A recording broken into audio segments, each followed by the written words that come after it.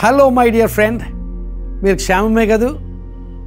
మీ క్షేమాభివృద్ధి కొరకు ప్రతిదినము దేవుని సన్నిధిలో ప్రార్థన చేస్తున్నాం. అనుదినము ఈ హోప్ ఫర్ టుడే సందేశాలు లైఫ్ చర్చ్ వైజాగ్ నుండి మీకు అందించడానికి దేవుడు మాకిస్తున్న కృపను బట్టి దేవునికి స్తోత్రాలు చెల్లిస్తూ ఈరోజు హోప్ ఫర్ టుడే సందేశంలోనికి మిమ్మలను ప్రేమపూర్వకంగా ఆహ్వానిస్తూ ఉన్నాను. యెహోషువ గ్రంథము 15వ అధ్యాయము 14వ వచనంలో ఈ మాటలు ఉన్నాయి. అక్కడ నుండి కాలేబు అనాకు యొక్క ముగ్గురు కుమారులైన షెషయి, అహీమాను, తల్మయి అను అనాకీయుల వంశీయులను వెళ్ళగొట్టి వారి దేశమును స్వాధీనపరుచుకొనెను.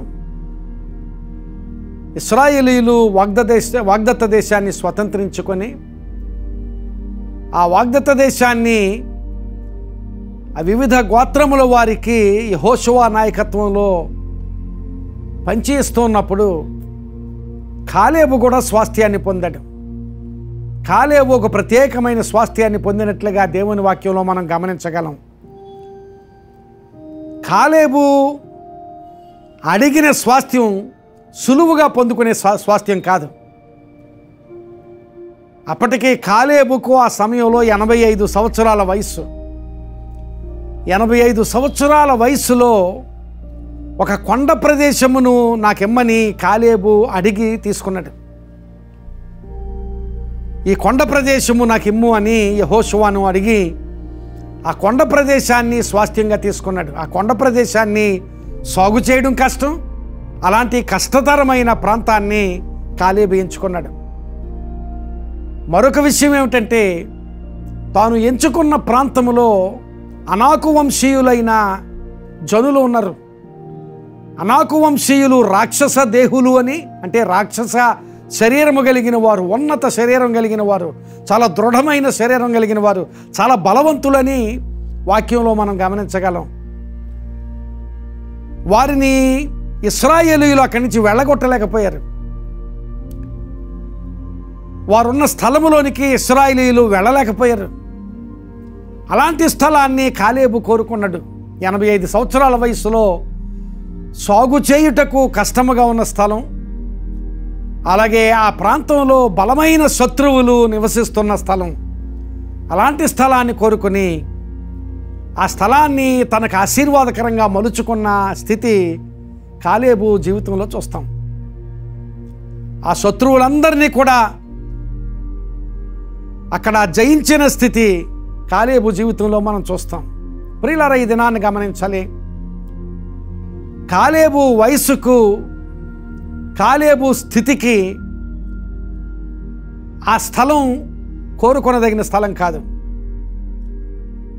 ఆ పరిస్థితులు కూడా కోరుకొనదగిన పరిస్థితులు కావు. కానీ కాలేబు దాన్ని కోరుకున్నాడు. మనం ఎప్పుడు కూడా సులువుగా జరిగే మార్గాన్ని కోరుకుంటాం. సులువుగా కార్యాలు జరిగే మార్గాన్ని కోరుకుంటాం. సులువుగా జరిగిపోవాలని, కంఫర్ట్ జోన్లోనే ఉండి మనం కార్యాలు జరిగించాలని, క్రియలు చేయాలని ఆలోచన చేస్తాం. కానీ కాలేబు దానికి భిన్నంగా కంఫర్ట్ జోన్ని విడిచిపెట్టి ఫెయిత్ జోన్లోకి వచ్చి, సౌఖ్య పరిధిని విడిచిపెట్టి విశ్వాస పరిధిలోనికి వచ్చి నేను ఈ కార్యము చేయగలను అనే విశ్వాసంతో ఆ కార్యాన్ని చేశాడు. కాలేబు యెహోషువలతో ఆ దేశం వేగు చూడడానికి వచ్చిన మరి 10 మంది వాళ్ళు ఆ దేశంలో ప్రవేశించకుండానే అంతమైపోయారు. కానీ ఆ దేశంలోనికి రావడం, ఆ దేశంలో ఎవరూ సాధ్యపరచలేని దానిని 85 సంవత్సరాల వయసులో కాలేబు సాధ్యపరచడం. ప్రియులారా, గమనించాలి.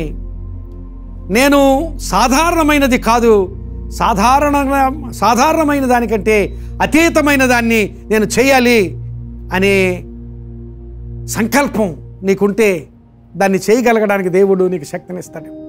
అందుకనే దావీదు ప్రార్థన చేశాడు, దేవా, నేను ఎక్కలేనంత ఎత్తైన కొండపైకి నన్ను ఎక్కించు ప్రభువా అని ప్రార్థన చేశాడు.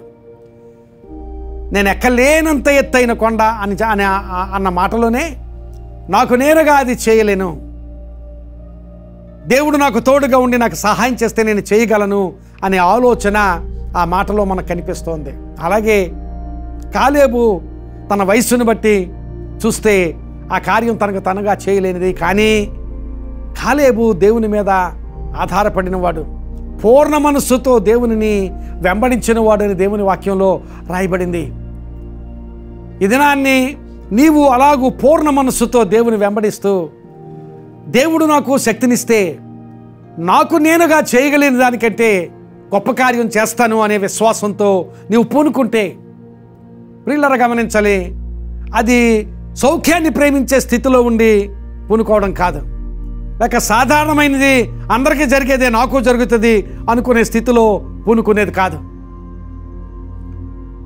కానీ సాధారణంగా జరిగేదానికి అంటే భిన్నంగా, ఇంకా ఉన్నతంగా, దానికి అతీతంగా జరిగేది, సౌఖ్య పరిధిని దాటి విశ్వాస పరిధిలో దేవుని ద్వారా జరిగించగలిగే కార్యము, అలాంటి కార్యాన్ని నేను చేయాలి అనే ఆలోచన, అలాంటి విశ్వాసం నీకుంటే, అనాకు వంశస్థులను కాలేబు అక్కడి నుంచి అక్కడ జయించినట్లుగా నీవు కూడా గొప్ప గొప్ప శత్రువులను, గొప్ప గొప్ప ప్రతికూలతలను జయించగలిగే శక్తిని దేవుడు నీకు ఇస్తాడు. కాలేబుకు అలాంటి శక్తినిచ్చిన దేవుడు నీకు కూడా ఇస్తాడు.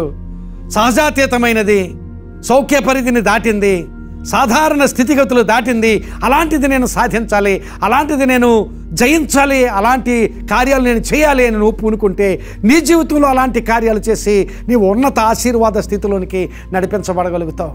ఈ దినాన్ని అలాంటి కార్యాలు చేయాలనే ఆశ నీకుందా?